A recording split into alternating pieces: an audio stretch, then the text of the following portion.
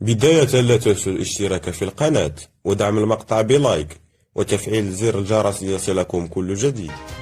أخبار المغرب، أهلا بكم، وهذا أبرز عنوانها. وفاة 4 مواطنين مغاربة في زلزال تركيا. وفي التفاصيل، كشف مصطفى بايطاس الوزير المنتدب لدى رئيس الحكومة المكلف بالعلاقات مع البرلمان الناطق الرسمي باسم الحكومة قبل قليل خلال التصريح الحكومي الأسبوعي عن ارتفاع عدد الوفيات في صفوف مغاربة تركيا إلى 4 وفيات. ويشار إلى أن السفارة المغربية بأنقرة قد أعلنت مساء الثلاثاء تسجيل أول حالة وفاة في صفوف المواطنين المغاربة القاطنين بتركيا إثر الزلزال العنيف الذي ضرب جنوب البلاد.